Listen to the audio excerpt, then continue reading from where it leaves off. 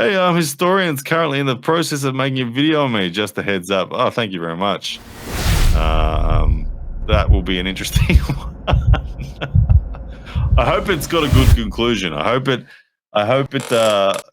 goes through all the ebbs and flows of the 10 years.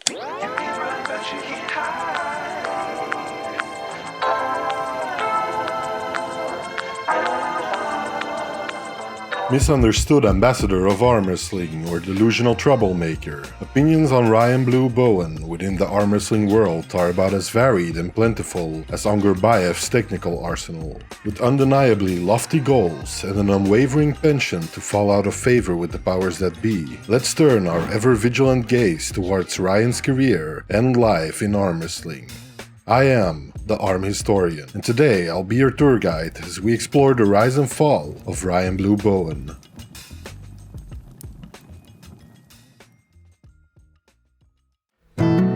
Born in Australia in 1985, Ryan Blue Bowen developed a competitive spirit and a strong sense of Australian pride from an early age. According to his own account, his enthusiasm for sports was already quite present at the tender age of 3 when he expressed a desire to pursue a professional career representing Australia.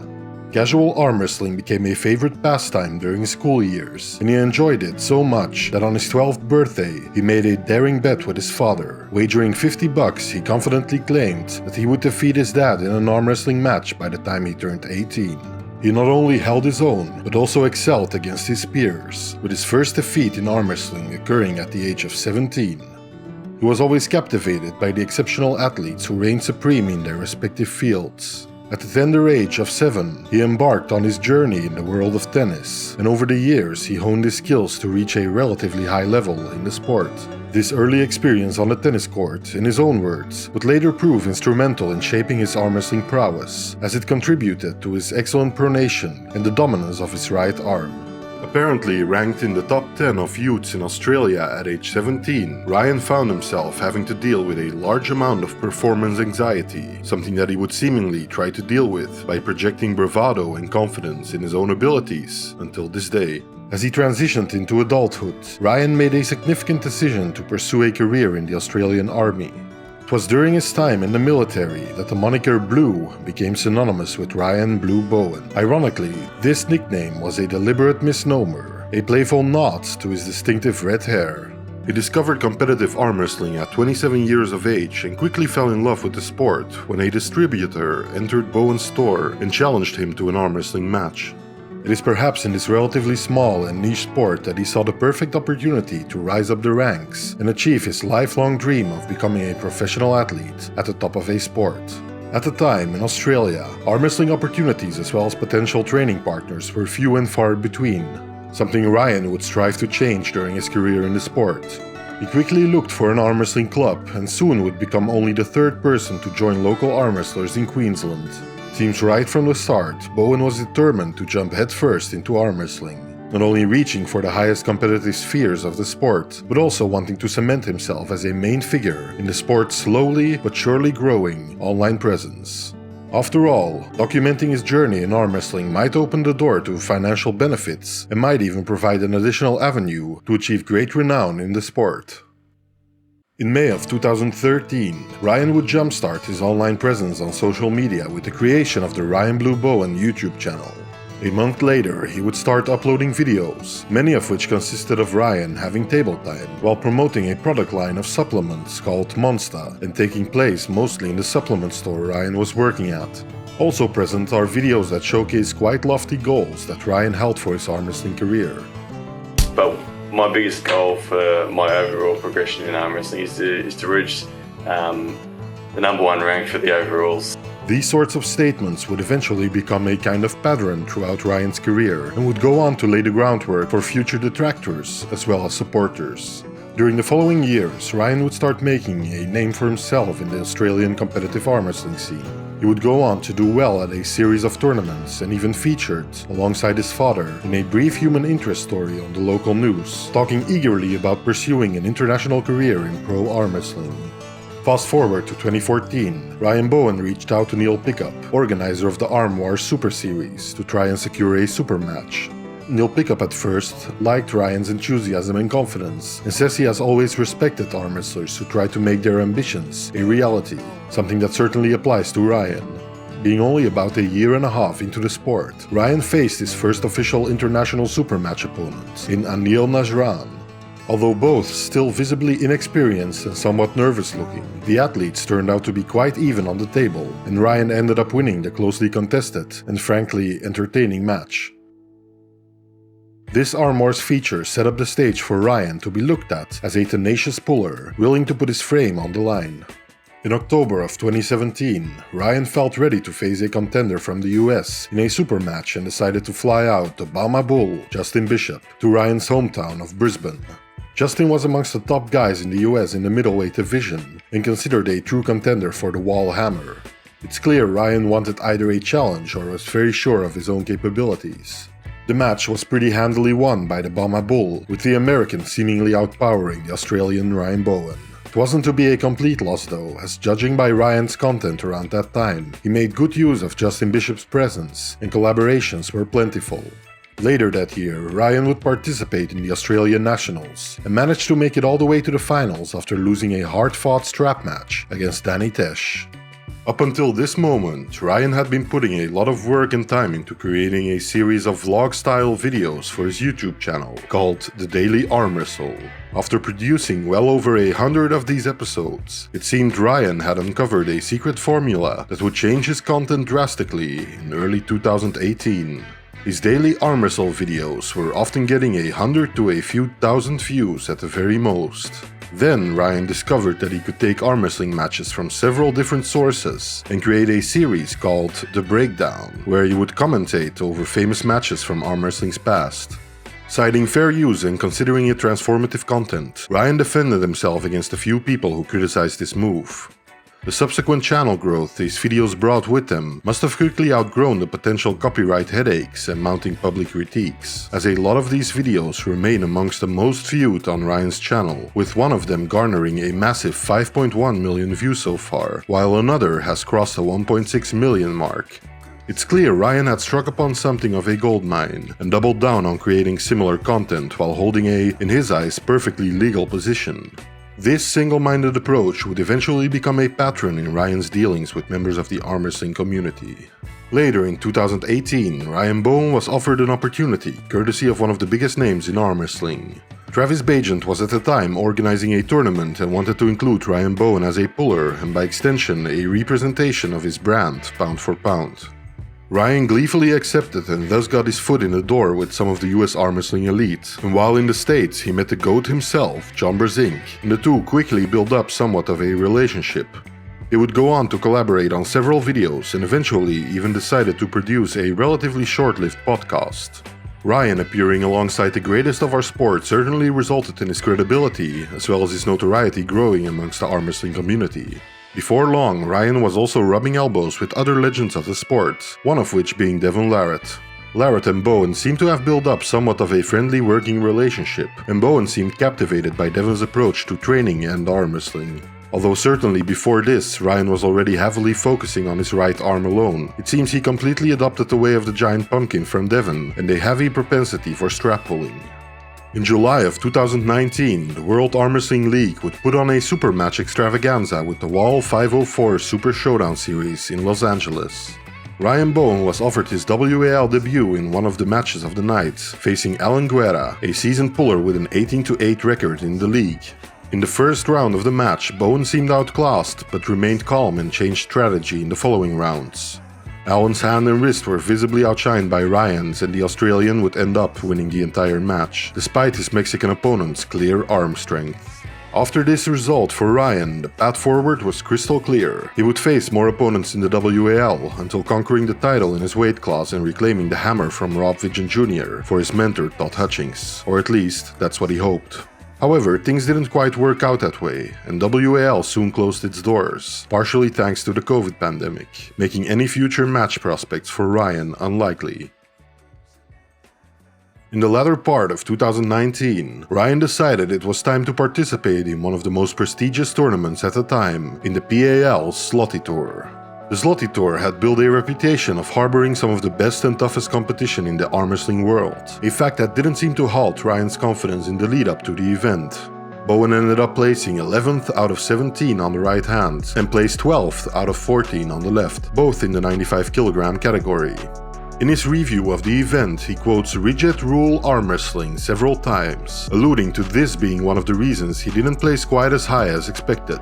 Although continuing the trend of seemingly overestimating his own and his countrymen's ability on the table, I believe he deserves some amount of respect for putting himself out there in this way and at least trying to compete with the elite of the sport.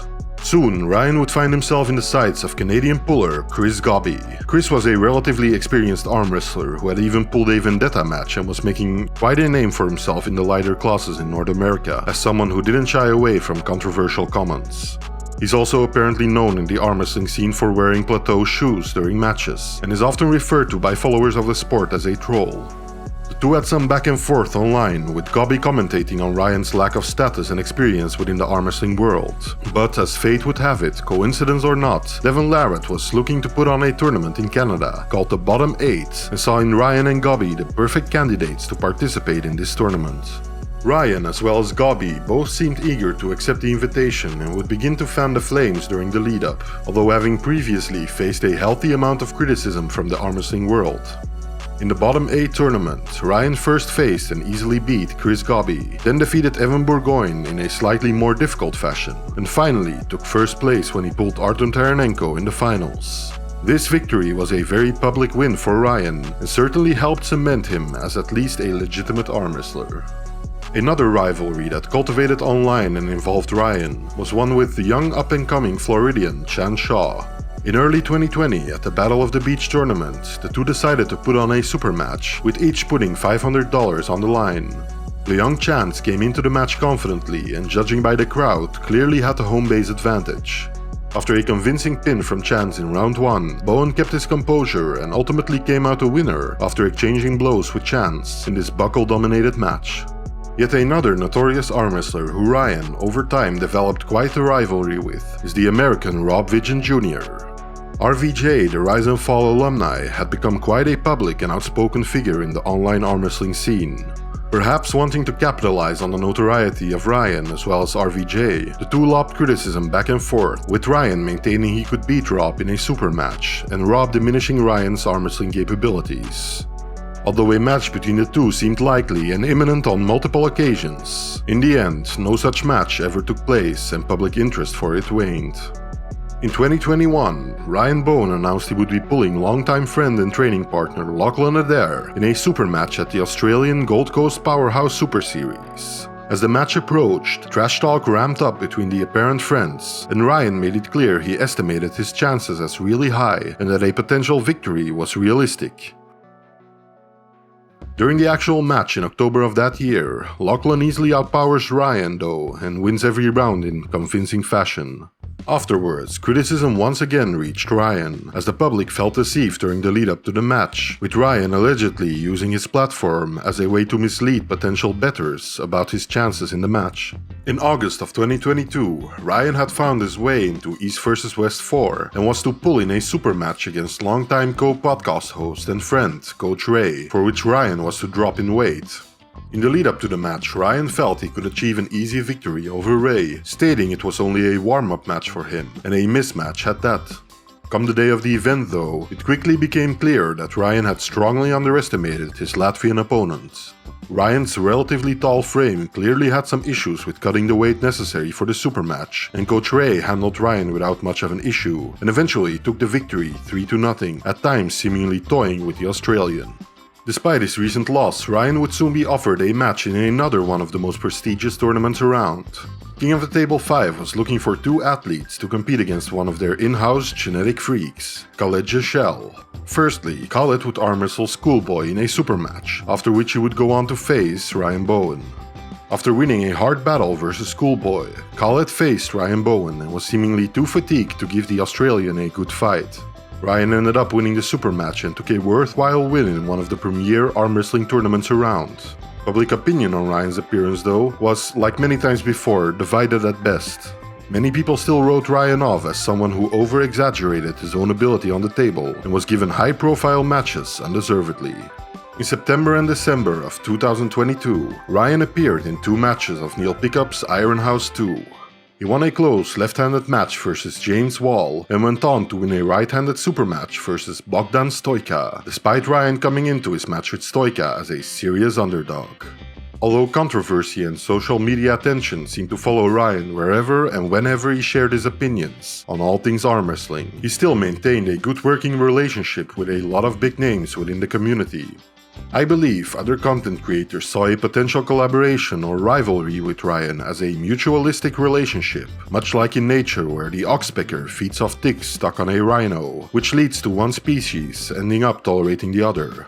However, it seemed like soon Ryan would overstep some bounds, leading to a consequential falling out with several content creators and tournament organizers within the arm wrestling community. In the world of arm wrestling content creation, one individual stands out as somewhat of a pioneer, Gary Roberts, operating under the banner of his brainchild, ArmTV. Gary became the primary source for numerous arm wrestling matches from the late 90s and early 2000s that you can still enjoy on YouTube today. His archives represent an invaluable treasure trove for anyone delving into the rich history of arm wrestling. Gary, in general, was a supporter of Ryan Bowen's arm wrestling ventures and content creation initiatives. However, as Ryan transitioned into producing videos where he offered commentary and reactions to arm wrestling matches, tensions started to brew. Ryan began incorporating segments of Gary's footage into his videos, at times even showcasing entire matches. This didn't sit well with Gary, prompting him to reach out to Ryan in an effort to have the content removed. His channel benefits at the expense of using other people's footage. Interestingly, Ryan firmly maintained that his use of Gary's footage aligned with YouTube's fair use policy, which allowed the clips to exist online. He declined Gary's request to remove the content, sparking a clash between the two figures in the arm wrestling community. Gary, on his side, saw this more as an ethical, personal issue, whereas Bowen seemed to approach it more from a legal standpoint. One positive though for fellow content creators was that of course Ryan would have to be okay with others using his footage in a transformative way. Right?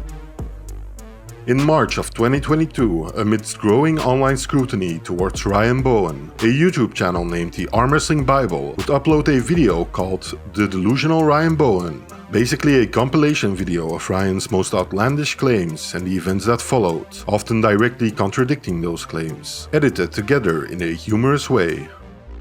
The video gained some notoriety within the arm wrestling community, and served as a first introduction to Ryan Bowen as a delusional arm wrestler for many people, a moniker that would stick to this day. Several more episodes would come out in the series during the next months and year, further throwing fuel on what was quickly becoming the proverbial dumpster fire of Ryan's reputation online. Although Ryan was at first quite adversarial towards the series, in more recent times he has seemingly, at least in part, come to accept it for what it is. Ryan had also become a regular part of one of the longest running podcasts in arm wrestling, Neil Pickup's The Fix. Since episode 1, Coach Ray and Ryan Bowen would perform in a sort of co-host role on the weekly podcast, where the trio developed a working relationship and somewhat of a rapport. Unfortunately, it seems like not everything was as easygoing as it seemed on the outside. Apart from rumors and allegations about earlier disagreements between the two, Neil Pickup and Ryan Bowen came to quite a public falling out after the release of the Arm Wars Dark card in early 2023. Without going into too many details, Ryan publicly resented the fact that the main match in the event between Sandris and Devon was advertised as happening live according to public opinion, but in the end was pre-recorded and edited. This jumping on the bandwagon was seen by Neil Pickup, the organizer of Arm Wars, as a public betrayal and proved to be the final straw in their already wavering relationship. In another rather public controversy, Ryan found himself in hot water with another one of the biggest tournament organizers in recent history. Although the exact details have already become somewhat muddied, it seemed like Engin Terzi had hired Ryan to do commentating for his events, as well as aid him in some social media work. Ryan was subsequently seen filming with his cell phone at one of the events, something Engin believed to be a malicious attempt to steal content. Whether true or not, given Ryan's track record, this reaction might be somewhat understandable. However, Ryan maintains he was simply doing his job and filming footage for Engin to use on the event socials. Ryan also decided to livestream his commentary on many of the biggest arm wrestling events on his YouTube channel, something that always attracted a substantial amount of viewers and undoubtedly some financial benefits. These livestreams, although potentially complying entirely with the law, attracted the ire of Engin Terzi, who promptly demanded Ryan stop doing them. Ryan Bowen, as to be expected by now, saw no reason to comply and by the end completely soured any potential relationship with the Turkish tournament organizer. Having organized several events and super matches, it seemed only natural that Ryan Bowen and by extension Pound for Pound would get involved with one of Australia's biggest and most recent arm wrestling tournaments. The very first arm wrestling entertainment tournament took place in early 2023, and although a couple athletes had to pull out, the event eventually had as a headliner Ryan Bowen vs Matteo Ranghi Heta Morris. The two had faced each other multiple times before, and a good matchup could be expected this time. Come match day though, Heta Morris' strength and clearly developing arm wrestling prowess proved to be too much for Ryan, who lost every round. Ryan's earlier falling out with Engin Terzi would unfortunately prove to be a serious disadvantage for the Australian AWE tournament. It seems several athletes had been put under contract, which made it impossible for them to compete in the tournament Ryan was affiliated with. As if to fan the flames even more, in a strange turn of events, it seems like the next AWE, where Ryan will be facing the Indian Mazahir Saidu, is being held on the same date as East vs West 10, an event that is being touted as possibly one of the biggest arm wrestling events ever. As a recent result of a new mindset and change in direction for Ryan's YouTube channel, he decided to get rid of the blue nickname, renaming his channel and sharing plans to change other social media accounts to simply Ryan Bowen. As of late, Ryan has also ramped up the frequency of his short videos, with all of them seemingly covered in a strange filter and a little more experimental in style. Ryan, with relatively little experience in arm wrestling training, decided to find another revenue stream in offering structured training programs. Although credible reviews are hard to come by nowadays, we can look at least one person's opinion on Ryan's methods and training program. In this review, the arm wrestler that enrolled in one of his training programs for $30 a month alleges he recruited Ryan's services around the end of 2020 and had a terrible experience. This review labeled it the worst program ever and says it gave him chronic elbow issues. The reviewer goes on to say, Ryan ignored most of the questions posed to him and says he never personally approached him after his initial skating review. It should be noted, Ryan did eventually reply to this review in kind, stating the claims made were untrue and the person was just out to ruin his reputation. In a truly professional move like no other, Ryan ends the rebuff with, "Go eat a dick. I have an Australian rank 1 title to contend for now." Criticism of Ryan's and by extension Pound for Pound's training and arm wrestling implements can also be found here and there, referring to below average quality and overpricing. Whether or not these reviews are genuine and on the mark, I cannot say, as I haven't tried any of his implements and services myself. In 2022, Ryan found himself traveling around Europe, clearly showing all the locations he's visiting in his vlog-style videos. He also, during this time, decided he wanted to hire a professional trainer for himself to continue his journey in strength training. However, the training would cost up to $5,000, a sum Ryan apparently needed help to get to, as he started a GoFundMe campaign and asked his viewers and followers to aid him financially. The juxtaposition of him traveling all around Europe while asking for money of his viewers understandably didn't sit well with many people, and in hindsight was bad timing at best and greedy opportunism at worst. In the end, I can't help but approach Ryan Bowen currently with a cautious optimism in regards to his future as an arm wrestler and arm wrestling content creator. His unwavering confidence and drive to succeed within content creation is, at least on a personal level, somewhat of an inspiration. However, his seeming unwillingness to compromise and expert ability to burn bridges is not something I would personally subscribe to. In recent times, Bowen's social media career seems to be doing better than ever, and his passion for arm wrestling, regardless of true motivations, seems to be going strong. If one would approach this as a rising tide lifts all boat type of situations, despite his seemingly many misgivings, I can't help but wish him all the best and hope he continues to grow as a force for good in the arm wrestling community. Because let's face it, despite, or maybe in part, thanks to his status as a living meme, he does have a certain influence within our sport, and I don't think he'll be leaving us anytime soon. Thank you for watching this episode of The Rise and Fall. Don't forget to subscribe to The Arm Historian and like this video if you enjoy my content. As always, a massive shout out to the Armians and Fingerfolk for keeping me on my toes. Arm Historian, out.